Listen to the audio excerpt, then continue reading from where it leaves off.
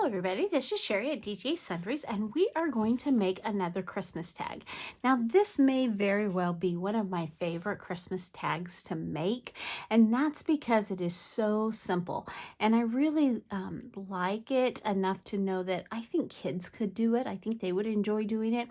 I also think it's one that you could mass produce. And so for me, it's just a great tag. The other thing I really like about it is you don't need a lot of fancy supplies. You need a tag, which you can buy or cut out of cardboard or cardstock or whatever you have. So you need a tag.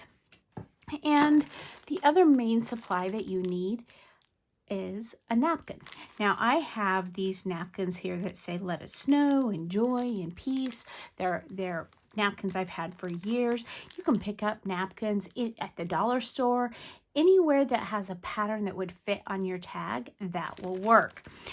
Now these particular napkins are 3-ply napkins. So what I mean by 3-ply is, you see this is the front, and there are 3 layers to this napkin. So I just want to separate all of the layers. So 1, 2, 3, those 2 can go away, and this is the layer that I'm going to use.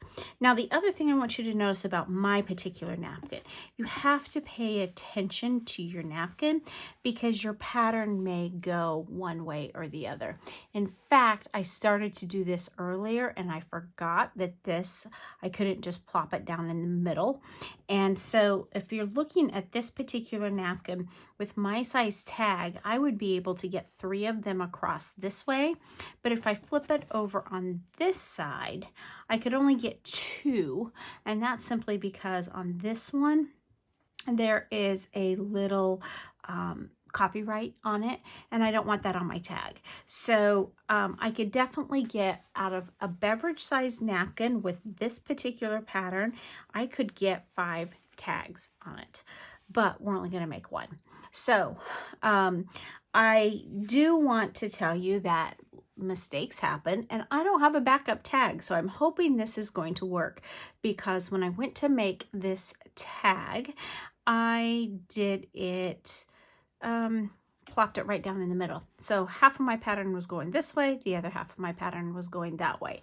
You want to pay attention so that you don't do that. The other supply that you're going to need is some type of glue. Now I'm using the Tim Holtz Distress Collage Medium, and this one's almost gone. In fact, this is going to be the last I can use out of this bottle. You can see I've cleaned it out pretty much. But you could also use white Elmer School glue because it dries clear. You could use Mod Podge, whatever you have, you can use. And that's why it's so great to do with the kids. I'm also using some glitter. Now I have this glitter duster sprayer, but you could just sprinkle glitter on if you wanted. And then you need something to tie your the top of your tag and make a bow. So I'm going to show you a little variation of this in a few minutes too, but you know, really you could make it as basic as you would like. Now I have stamped on the back my to and from. Again, it's not something you have to do. If you don't have a to and from stamp, then don't stamp it. It's just, you can write on it or whatever. So the first thing that I'm going to do is I'm going to take my collage medium or my glue, whatever you have, and I am going to put a very thin layer of glue on the top of your tag. Now during this video, we're going to make more than one because I really want my tag to dry between steps, and I don't want to have to wait for the video. So I'm turning this upside down, making sure that my pattern is going in the correct way. And you see that there's a crease here. That's not going to matter with the collage medium. As long as I just kind of smooth it out, it will be fine. So there's the first part. It's all smoothed out. Now it just has to dry. Now, once you have placed it on your tag, and you'll see that mussiness underneath it, it's really, you can see it a little bit, but it's not enough that's going to make a difference with your tag. Then what I like to do is I just like to tear my napkin away from my tag. Sometimes you can tear it really cleanly and you don't have to trim it. But if you need to trim it, all you need to do is take your scissor and very gently go around the edge and trim it off. You could probably muss it with your fingers a little bit and it would come off. You just have to be careful because it could also come loose from the sides, and you don't really want that. So again, we're just going to take this, snip it off, and go all the way around, and then we're going to set it aside and let it dry. Now, I will tell you that it does not take a really long time to dry. I live in a pretty moist climate, and even here it didn't take a long time to dry because I was using a thin piece.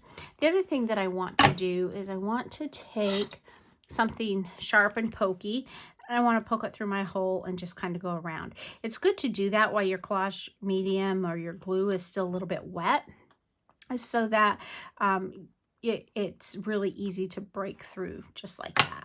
Okay, so we're going to set this aside, and I have another one sitting next to me that I can use for the next step.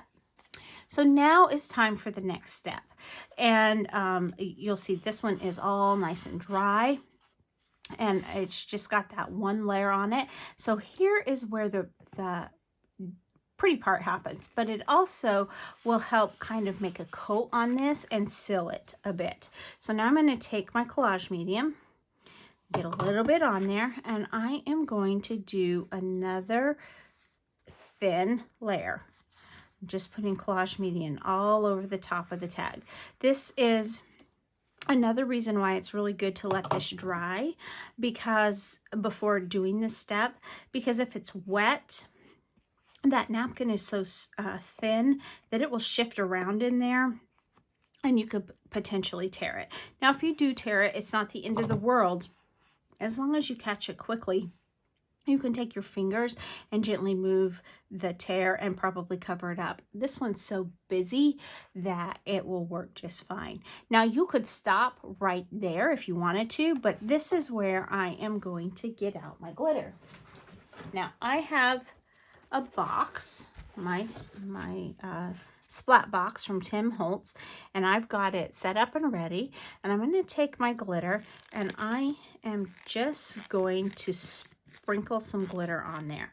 Now, I wish you could see this on video. It's kind of hard to see how nice and sparkly that is, but it does pick up the sparkle, and then you can just let that dry.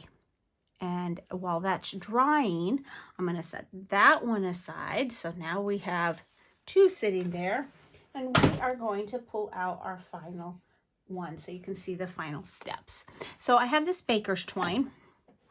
It's old. It's from my stash. I think it's Martha Stewart. I'm not really sure, but I have just threaded some of that through, and you can tie it in a bow and your tag's all done.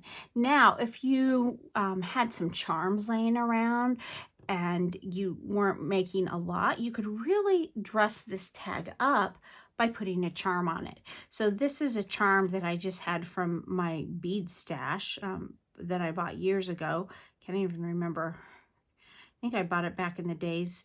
You remember we used to do more swaps and stuff. Maybe people still do. I just have kind of been out of that for a long time, but I think that's when I bought these. Now I'm going to just string it on one because my hole's not very big and I'm having a little trouble getting that twine through it without just totally messing up my twine.